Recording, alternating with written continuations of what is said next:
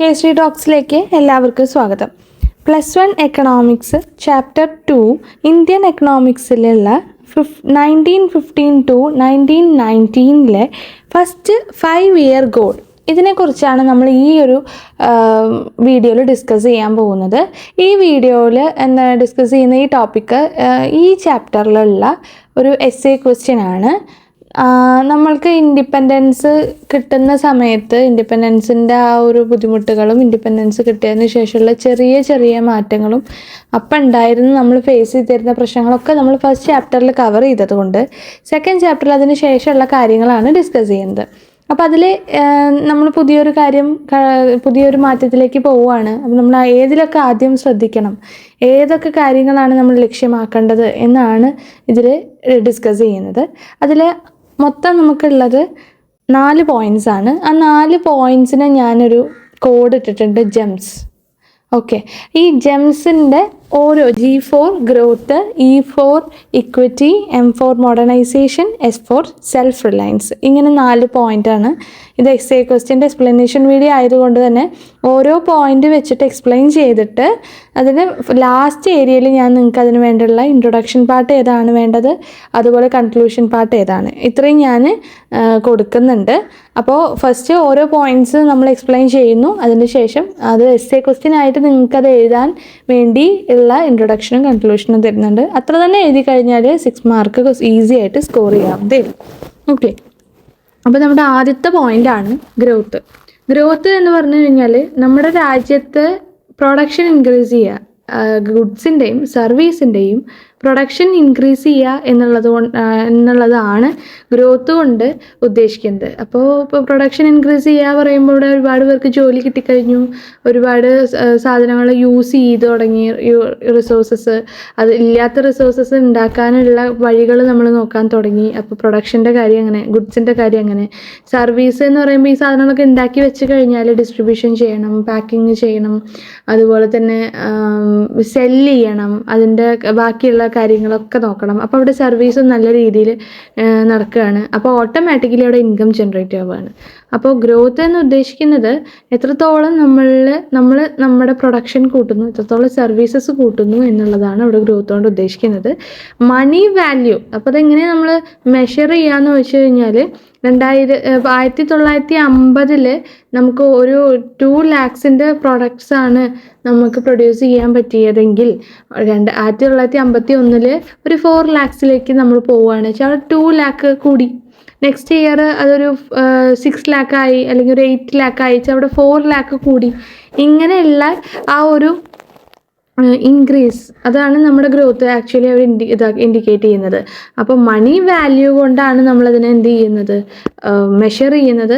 Plus ഇതിൽ വേറൊരു കാര്യം എന്താണെന്ന് വെച്ച് കഴിഞ്ഞാൽ പുറത്തുനിന്ന് കൊണ്ടുവരുന്ന ഇമ്പോർട്ടൻറ്റ് സാധനങ്ങളോ അല്ലെങ്കിൽ ഇവിടുന്ന് എക്സ്പോർട്ട് ചെയ്ത സാധനങ്ങളോ ഒന്നും ഇതിൽ മിക്സ് ചെയ്യുന്നില്ല.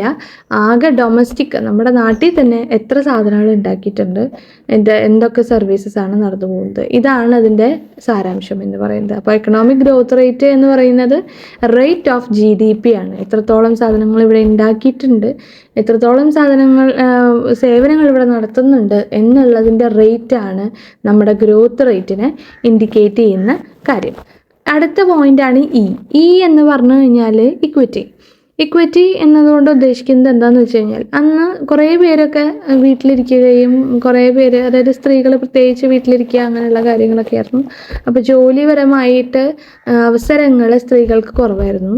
രണ്ടാമത്തെ കാര്യം, നമുക്ക് എന്തെങ്കിലും ഒരു ബെനിഫിറ്റ് കിട്ടുന്ന എന്തെങ്കിലും ഒരു കാര്യം ഗവൺമെൻറ് ഇറക്കി കഴിഞ്ഞാൽ, അല്ലെങ്കിൽ അതിന് മുന്നേ ഉള്ള സമയത്ത് എന്തെങ്കിലും ഒരു കാര്യം വരുന്ന സമയത്ത്, ഇംപ്ലിമെൻറ്റ് ചെയ്യുന്ന സമയത്ത് അത് ഇന്ന കാറ്റഗറിക്കുള്ള ആൾക്കാർക്ക് ഉള്ളതാണ്, അത് ഇവർക്കേ ഉള്ളൂ, അങ്ങനെയൊക്കെയുള്ള പല കാര്യങ്ങളും ഉണ്ടായിരുന്നു. അതുപോലെ ചില സാധനങ്ങൾ മാത്രമേ നമുക്കിവിടെ ഇതാക്കാൻ പറ്റുള്ളൂ, പ്രൊഡ്യൂസ് ചെയ്യാൻ പറ്റുള്ളൂ. ചില ആൾക്കാർക്ക് അതിൻ്റെ കുത്തക തന്നെ കൊടുത്തിട്ടുണ്ട്. അപ്പോൾ ഇത്തരം ഇനീക്വാളിറ്റീസ് ഇവിടെ ഉണ്ടായിരുന്നത് കാരണം ഒരുപാട് പേർക്ക് അതിൽ ഇൻകത്തിലും അതുപോലെ വെൽത്തിലൊക്കെ നല്ല ഡിഫറൻസ് ഉണ്ടായിരുന്നു. വരുമാനം കിട്ടുന്നത് കൂടുതൽ കുറവ് എന്നുള്ള കാര്യങ്ങളുണ്ടായിരുന്നു.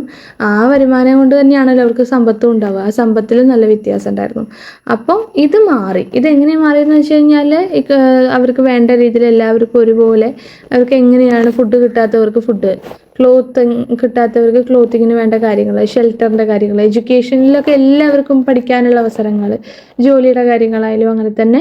അതുപോലെ തന്നെ ഹെൽത്ത് കെയറും, പൈസ ഉള്ളവർക്ക് ഈ ട്രീറ്റ്മെൻറ്റ്, പൈസ ഇല്ലാത്ത ആ ഒരു ബുദ്ധിമുട്ടുകളൊന്നും ഒക്കെ ശമിപ്പിക്കുക എന്നുള്ളതാണ് ഈ ഇക്വിറ്റി എന്ന് പറഞ്ഞ ഗോള് കൊണ്ട് നമ്മൾ ഉദ്ദേശിച്ചിട്ടുണ്ടായിരുന്നത്. നെക്സ്റ്റ് മോഡേണൈസേഷൻ ആണ്. മോഡേണൈസേഷൻ എന്ന് പറയുമ്പോൾ means of adopting modern technology and new method of production to increase the productivity. അപ്പോൾ പുതിയ ടെക്നോളജീസ് നമ്മൾ കൊണ്ടുവരുന്ന സമയത്ത് നമുക്കവിടെ സമയം ലാഭമാണ്. അപ്പോൾ പ്രൊഡക്ടിവിറ്റി കൂടുകയാണ്.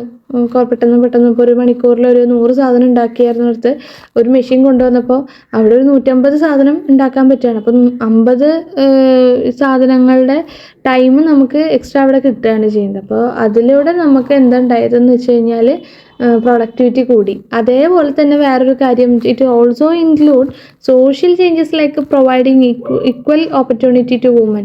എന്തുകൊണ്ട് അവർക്ക് ജോലിക്ക് പോയിക്കൂടാ, അല്ലെങ്കിൽ ആ ജോലി എന്തുകൊണ്ട് അവർക്ക് ചെയ്തുകൂടാ എന്ന് പറയുമ്പോൾ, ഇപ്പോൾ വീട്ടിൽ പൈസ ഇല്ലാതെ അവർ ചെയ്യുന്ന വർക്കുകൾ പുറത്ത് പോകുമ്പോൾ അവരും ഇൻകം ജനറേറ്റ് ചെയ്ത് കൊണ്ടുവരുന്നത് കൊണ്ട് ഒരു വീടിൻ്റെ സാമ്പത്തിക ശേഷി നന്നായി വരികയാണ്. അപ്പോൾ ഈക്വൽ ഓപ്പർച്യൂണിറ്റി സ്ത്രീകൾക്കും കൊടുക്കുക എന്നുള്ളത് മോഡേണൈസേഷൻ്റെ ഒരു ഭാഗമായിട്ട് നമുക്ക് കൺസിഡർ ചെയ്യാവുന്ന ഒരു ഫാക്ടറാണ്. അത് കഴിഞ്ഞതിന് ശേഷം ലാസ്റ്റ് ഒരു ഫാക്ടറാണ് നമ്മുടെ സെൽഫ് റിലയൻസ്. മറ്റുള്ള രാജ്യങ്ങളിനെ ഡിപ്പെൻഡ് ചെയ്യാൻ ഒറ്റയടിക്ക് നമുക്ക് നിർത്താൻ പറ്റില്ല. കാരണം അതുവരെ നമ്മൾ ഡിപ്പെൻഡ് ചെയ്തിട്ടാണ് ജീവിച്ചിരുന്നത്. അപ്പോൾ മറ്റുള്ള രാജ്യങ്ങളെ ഡിപ്പെൻഡ് ചെയ്യുന്നതിൻ്റെ റേറ്റ് എന്ത് ചെയ്യാണ്, കുറച്ച് കൊണ്ടുവരികയാണ്. ഡിപ്പെൻഡൻസി കുറച്ച് കൊണ്ടുവരികയാണ്. അതുപോലെ തന്നെ അതിന് വേണ്ടി കുറയ്ക്കുമ്പോൾ ഓട്ടോമാറ്റിക്കലി നമ്മുടെ രാജ്യത്തെ റിസോഴ്സസിനെ നല്ല രീതിയിൽ നമ്മൾ ഡെവലപ്പ് ചെയ്ത് കൊണ്ടുവന്നാലേ നമുക്ക് ഡിപ്പെൻഡൻസി റേറ്റ് കുറയ്ക്കാൻ പറ്റുള്ളൂ. അപ്പോൾ നമ്മളത് എന്ത് ചെയ്യാണ്, ആ ഡിപ്പെൻഡൻസി റേറ്റ് കുറയ്ക്കാൻ വേണ്ടി നമ്മുടെ ഓൺ റിസോഴ്സസിനെ ഡെവലപ്പ് ചെയ്യുന്നു, ഓൺ റിസോഴ്സസിനെ യൂസ് ചെയ്യുകയാണ് ചെയ്യുന്നത്. ഇത്രയേ ഉള്ളൂ ആ ഒരു എസ്സേ ക്വസ്റ്റ്യന് ഉള്ള എക്സ്പ്ലനേഷൻ. അപ്പോൾ ഈ ഒരു കോഡ് ഓർത്ത് വയ്ക്കുക. പിന്നെ കുറച്ചൊരു സ്പീഡിലായിരിക്കാം ഒരുപക്ഷെ ഞാനിത് പറഞ്ഞിട്ടുണ്ടാവുക.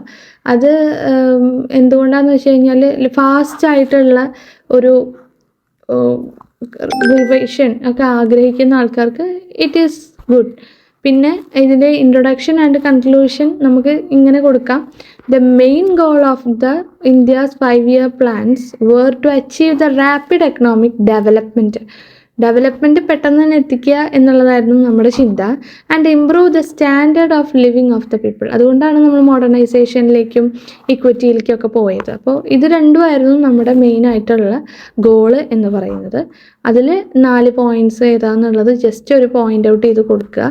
അതിനുശേഷം കൺക്ലൂഷൻ എന്തായിട്ട് നമ്മൾ എന്താ കൊടുക്കേണ്ടതെന്ന് വെച്ചാൽ, thus the 4 goals of the 5-year plan aimed at achieving the economic growth along with the social justice and improving the quality of the life of the people. ആദ്യം പറഞ്ഞ സംഭവം തന്നെ, പക്ഷേ അത് എയിംഡ് അറ്റ് എന്തിലേക്ക് ലക്ഷ്യമാക്കി എന്നൊന്നും കൂടെ ഇതാക്കി പറയുന്നു. ആൻഡ് അതിൽ ഓൾറെഡി ഇൻക്ലൂഡ് ചെയ്തൊരു കാര്യം എന്ന് പറഞ്ഞാൽ സോഷ്യൽ ജസ്റ്റിസ്. ആരെയും ഇതിൽ നമ്മൾ ഒഴിവാക്കിയിട്ടില്ല.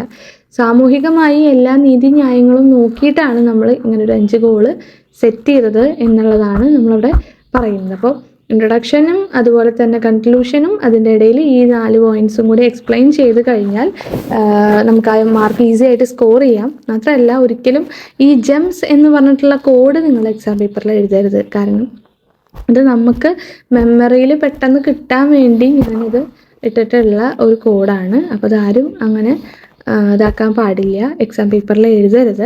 ഇതാണ് എഴുതേണ്ട കാര്യം. അപ്പം ഈ വീഡിയോ എത്രത്തോളം നിങ്ങൾക്ക് ഹെൽപ്ഫുള്ളായി എന്നുള്ളത് കമൻറ്റ് സെക്ഷനിലൂടെ അറിയിക്കുക. ഫർദർ ഏതെങ്കിലും ഒരു വീഡിയോ സജഷൻ, ഏതെങ്കിലും പാർട്ട് എക്സ്പ്ലനേഷൻ +1 എക്കണോമിക്സ്, ഇന്ത്യൻ എക്കണോമിക്സിൽ ആവശ്യമുണ്ടെങ്കിൽ അതും ഒന്ന് കമൻറ്റ് സെക്ഷൻ വഴി അറിയിക്കുക. ആൻഡ് അടുത്ത വീഡിയോയിൽ കാണാം. Thank you.